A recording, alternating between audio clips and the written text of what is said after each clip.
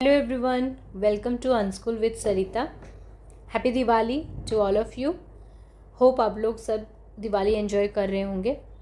And मेरा दिवाली का सारा काम हो गया था, so that I thought to explain today the summary of the necklace. है ना, जो चैप्टर है हमारा नेकलेस आप लोगों की इंग्लिश बुक में है. बहुत ही इंटरेस्टिंग चैप्टर है, बहुत ही सुंदर स्टोरी है ये. एंड इसी को मैं आज आपको इसका समरी एक्सप्लेन करने वाली हूँ. So this chapter is written by G.J. Maupassant. है ना. सो नाम थोड़ा अजीब सा लग रहा होगा because he is a French writer, France के हैं. है ना. एंड दिस स्टोरी, ये इसका सेटिंग है आपका पेरिस का. है ना. Paris the capital of France, तो वहाँ का सेटिंग है. एंड जो 19th सेंचुरी का स्टोरी है, तो थोड़ा सा डिफरेंट है ना, ओल्ड स्टोरी लगेगा आपको ये. एंड यहाँ फर्स्ट हम डिस्कस करेंगे the theme of this story. है ना, और द चैप्टर है pride, materialism and irony of fate. ये तीन मेन इसके थीम है. एंड यहाँ जो मेन और एक जो मेन थीम आप बोल सकते हो डिज़ायर. है ना. डिज़ायर हमारा जो फायर एंड आइस वाला पोएम था उसमें भी हम पढ़े हैं कि डिज़ायर कैसे हार्मफुल होता है खुद के लिए भी एंड लोगों के लिए भी. तो उसी पे बेस्ड ये स्टोरी है. And before beginning this chapter मैं आपको थोड़ा सा ये डिज़ायर एंड नीड के बारे में बताना चाहूँगी. है ना. So what is the difference between needs and desire. है ना, या हम बोल सकते हैं नीड्स वर्सेस डिज़ायर, दोनों में क्या डिफरेंस होता है. So what are some things we really need to live happy and healthy life. जैसे हमको अगर नीड बोलेंगे ना लाइफ में, क्या चीज़ के बिना हम नहीं रह सकते.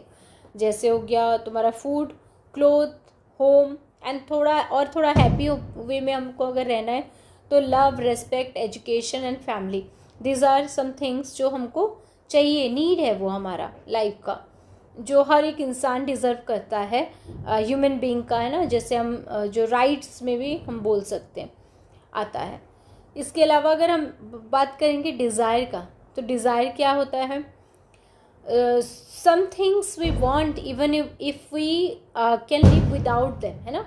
कभी कभी ऐसा होता है कि हम कुछ चीज़ों के पीछे पागल होते हैं, या हमको बहुत मन करता है कि वो चीज़ भी हमारे पास हो, बट उन चीज़ों के बिना भी हम रह सकते हैं. जैसे कि branded clothes, expensive phone, jewelleries. है ना, लग्जरी आइटम्स, ये सारे गुची का बैग.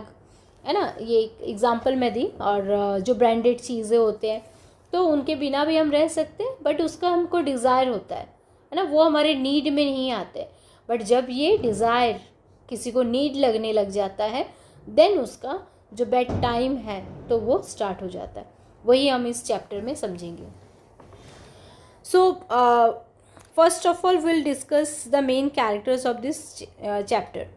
यहाँ पे जो मेन कैरेक्टर्स है वो हम देखेंगे कौन कौन है. तो द मेन कैरेक्टर्स आ रहे हैं ना, only 3 main characters are there. 3 ही मेन कैरेक्टर्स है. कौन कौन है फर्स्ट हम देखेंगे. First main character is Matilda Loisel, जो हमारी इस चैप्टर की है ना हीरोइन आप बोल सकते हो, जिसके ऊपर पूरा सेंट्रल कैरेक्टर है, जो जिसके आसपास ही पूरा स्टोरी रिवॉल्व होता है, जो कि एक प्राउड एंड मटेरियलिस्टिक वुमन होती है. Proud, why proud, because she is very beautiful. वो बहुत ज़्यादा सुंदर है ना. मैं इतनी सुंदर हूँ, मैं क्या करूँ. तो बेचारी बहुत सुंदर है, तो वो उसको लेके उसको बहुत ज़्यादा घमंड होता है. एंड मटेरियलिस्टिक वुमन होती है, मीन्स उसको लग्जरीज चाहिए, गुची का बैग चाहिए, और भी क्या क्या ब्रांडेड चीज़ जो आते हैं वो सारे चाहिए, जैसे उसके फ्रेंड लोगों के पास होता है. जो कौन से फ्रेंड, जो उसके रीच फ्रेंड है ना, जो अमीर फ्रेंड होंगे, उनके पास होंगे सारी चीज़, तो उनको देख के वो उसको बहुत ज़्यादा जेलसी फील होता है, और वो बहुत दुखी रहती है अपने लाइफ से कि ये मुझे कैसा पति मिल गया, मेरा लाइफ तो ख़राब हो गया है ना, ऐसा टाइप का. Then the second important character is Monsieur Loisel, जो कि मैटिल्डा के हस्बैंड होते हैं. जो बहुत ही ज़्यादा loving, supportive and contained husband होते हैं। वो बहुत ज़्यादा प्यार करते हैं मैटिल्डा से, है ना, एंड सपोर्ट करते हैं उसके हर एक चीज़ से, उसके डिमांड को फुलफ़िल करने का कोशिश करते हैं। एंड कंटेन्ड हस्बैंड, उसको वो खुश है अपने लाइफ से, अपने उसको वो है, उसकी फैमिली में और कोई है नहीं, वो है, उसकी वाइफ है एंड उसका जॉब है, तो उसको इसी से मतलब है। एंड बहुत ज़्यादा नॉर्मल, एकदम सिंपल सा लाइफ वो जीता है। And the third character is the madam Forestier, जो कि मैटिल्डा की एक रिच फ्रेंड होती है, बहुत अमीर होती है, ठीक है। तो मैटिल्डा उसके पास जाती है ना कभी कभी मिलने या बात करने। And as I told you कि ये जो स्टोरी है ना फ्रांस का है ना, फ्रेंच राइटर हमारे, पेरिस में इसका सेटिंग है, लेट 19th सेंचुरी में। So let's begin the story, the chapter. Matilda Loisel, a beautiful but middle-class woman, dreams of luxuries and wealth. जो मैटिल्डा लॉइजल होती है वो बहुत सुंदर होती है, ठीक है, बहुत ही ज़्यादा प्रिटी होती है। उसके बहुत बड़े बड़े सपने होते हैं शादी से पहले, बट उसका शादी हो जाता है एक क्लर्क के साथ, है ना। सो मिडिल क्लास वुमन होती है उसके बाद, शादी के बाद। एंड उसका जो ड्रीम होता है लग्जरियस लाइफ उसको जीना होता है, वेल्दी फैमिली में उसको होना होता है, बट वो गलती से यहाँ पहुँच गई है। She feels unhappy with her modest life and constantly envies the rich. तो वो बहुत ही ज़्यादा अपने सिंपल लाइफ से बहुत ज़्यादा अनहैप्पी रहती है और हमेशा उसको जेलेसी फील होता है अमीरों से, बिकॉज वो वैसे नहीं बन पा रही है इसलिए। Her husband, a simple clerk, gets an invitation to a grand party. तो उसके जो हस्बैंड होते हैं, उसके जो हस्बैंड होते हैं वो एक सिंपल क्लर्क होते हैं एंड उनको एक इनविटेशन मिला होता है एक ग्रैंड पार्टी के लिए। तो वो बहुत ज़्यादा खुश हो जाता है कि क्योंकि उसको भी पता है कि मैटिल्डा खुश नहीं है अपने लाइफ से ना, उसको अमीरों वाले शौक़ है। तो जब ये इनविटेशन मिलता है तो वो खुश हो जाता है कि मैं मैटिल्डा को बताऊंगा तो वो बहुत खुश हो जाएगी। बट क्या होता है, Matilda refuses to go because she has nothing elegant to wear. Matilda साफ मना कर देती है जाने से, बिकॉज वो बोलती है मैं वहाँ जाऊँगी तो मैं क्या पहनूँगी, वहाँ सब रीच है ना, अमीर जो लोग आएंगे वहाँ पे कितने अच्छे अच्छे ड्रेसेस उनकी वाइफ्स पहन के आएंगे और मैं क्या पहन के जाऊँगी। Her husband sacrifice his savings to buy her a new dress. तो ये चीज़ सोच के वो सोचता है कि जो उसने कुछ सेविंग्स रखे थे अपने लिए गन लेने के लिए, यूजुअली जो अपने फ्रेंड के साथ वो शूटिंग के लिए जाता है तो उसको गन खरीदना होता है, तो वो कुछ पैसा सेव किया होता है, तो वो उस पैसे से उसको एक ड्रेस ला के देता है। But she still feels incomplete without jewellery.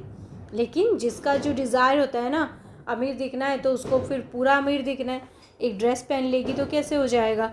उसके पास लेडीज़ जो भी गर्ल्स है, आप लोग अगर देख रहे हो तो आपको पता होगा कि जो लड़कियां होती है ना, ड्रेस उसके साथ ज्वेलरी चाहिए, उसके साथ मैचिंग ईयरिंग चाहिए एंड शूज़ चाहिए, है ना, सैंडल्स एंड पर्स, ये सारी चीज़ चाहिए। तो वो फिर से दुखी हो जाती है कि उसके पास अच्छी मैचिंग ज्वेलरी नहीं है। So she borrows a beautiful diamond necklace from her rich friend Madame Forestier. तो उसके हस्बैंड ने उसको ये आइडिया दिया होता है, क्यों ना तुम्हारी फ्रेंड है ना, रिच फ्रेंड है, उनसे नेकलेस मांग लो। तो वो जाती है वहाँ पे, वो चूज़ करती है जो उसको सबसे ज़्यादा प्रिटी लगता है, वो मैच करके देखती है अपने गले में लगा के। तो जब उसको बहुत अच्छा लगता है तो वो उससे उधार मांग लेती है। At the party Matilda looks stunning and enjoys great admiration. तो पार्टी में जाती है ना, फाइनली मिशन सक्सेसफुल होता है उसका, वो बहुत ही प्रिटी दिखती है, सबसे सुंदर वही दिखती है। As I already told you कि वो बहुत ही सुंदर पहले से ही है ना। एंड वो उस ड्रेस में एंड डायमंड नेकलेस में बहुत ज़्यादा प्रिटी लगती है। तो लोग आके उसको देखने लगते हैं, बहुत लोग उनसे बात करना चाहते हैं। तो उसको लगता है कि ये पूरा उसको जो चाहिए था ना सक्सेसफुल हो जाता है उसका अपने जो एम्बिशन में। But her Joy is short lived. लेकिन उसका जॉय ज़्यादा टाइम के लिए नहीं चला। क्यों? She loses the necklace on her way home. तो घर आते हुए है ना, रात को जब वो लोग आते रहते हैं तो वो नेकलेस वो कहीं पे खो देती है।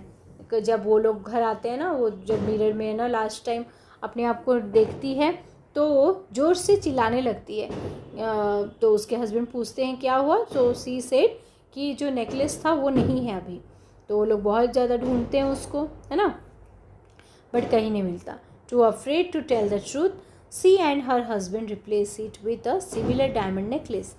तो जब ये खो जाता है तो वो लोग डिसाइड करते हैं ना, बहुत खोजते हैं, बहुत कुछ करते हैं, बट कुछ उनको पुलिस स्टेशन में भी जाते हैं, सब कुछ करने के बाद भी जब नहीं मिलता है नेकलेस, तो डिसाइड करते हैं कि अपने फ्रेंड के लिए, है ना, डायमंड नेकलेस वो लेंगे, है ना, रिप्लेस कर देंगे उसको एक नया नेकलेस के साथ। टेकिंग ह्यूज लोन्स, तो कैसे देंगे, उसके लिए उनको बहुत सारा लोन लेना पड़ेगा क्योंकि उतने पैसे उनके पास है नहीं। To repay the debt they spend the next 10 years in poverty, working hard and losing all comfort and beauty. तो इस चीज़ को वो लोग चुकाने के लिए, ना, इस डेट को, इस उधार को चुकाने के लिए नेक्स्ट 10 साल वो पोवर्टी में है ना, वो और बहुत ज़्यादा मेहनत करना पड़ता है उसके हस्बैंड को। एंड उसका भी जो भी छोटा मोटा उसको हेल्प हो जाता है, हाउसमेड होती है या अच्छे घर में रहती है एक, जो उसको फिर बाद में अलग घर में जाना पड़ता है, खुद का काम खुद करना पड़ता है, और ऐसे वो सारा अपना कंफर्ट एंड ब्यूटी को उसको ख़त्म हो जाता है उसका। Okay, finally after 10 years Matilda meets Madame Forestier's and tell her the truth. तो एक बार बहुत दिन बाद, है ना, ऐसे ही घूमते घूमते उसको उसकी फ्रेंड दिखती है, सो वो जाके अपने आप को इंट्रोड्यूस करती है, बट वो 10 साल बाद ऐसे दिखने लगती है ड्यू टू जो उसका इतना मेहनत एंड टेंशन की वजह से उसका जो ब्यूटी होता है वो पूरा ख़त्म हो गया होता है, तो उसकी फ्रेंड उसको पहचान ही नहीं पाती है।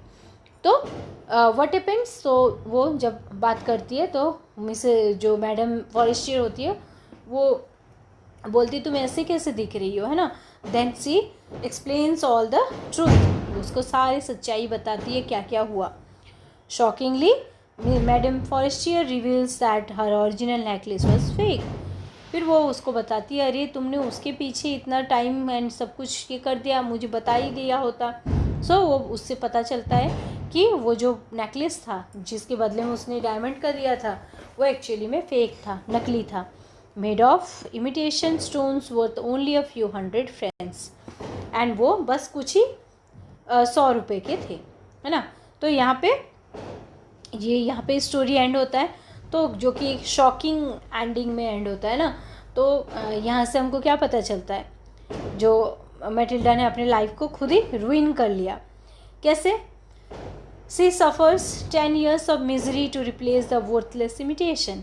उसने अपने 10 साल, है ना, जो कि वो कितना एंजॉय करके अपने हस्बैंड के साथ खुशी खुशी रह सकती थी, बट उसको फाइनली उस मिजरी में रहना पड़ा।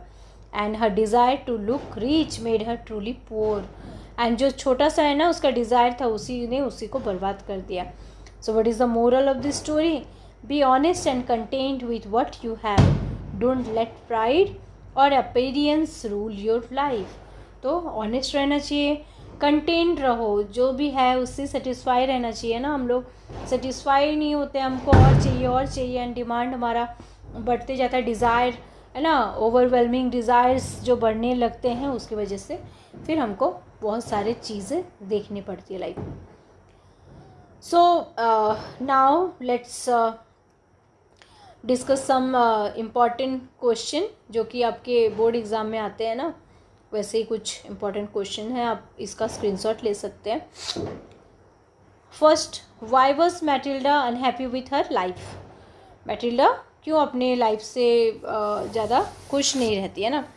सो हियर हम बोल सकते हैं कि ये जो in the story and main character है ना, Matilda had everything she needed, a caring husband, a decent home, the food, but she wasn't happy because she desired a luxurious life, and उसकी वजह से वो हमेशा अनहैप्पी रहती थी। What did Matilda borrow from madam Forestier and why, उसने क्या लिया था अपने फ्रेंड से एंड क्यों। And what did next one, how did the लॉइजल manage to repay the debt for the necklace. तो दोनों ने। Thank you so much for joining, this was the chapter. I hope आपको एक्सप्लेनेशन बहुत अच्छा लगा होगा। अगर अच्छा लगा है तो प्लीज़ लाइक करें एंड कमेंट में लिखिए नेक्स्ट कौन से चैप्टर का एक्सप्लेनेशन आपको चाहिए।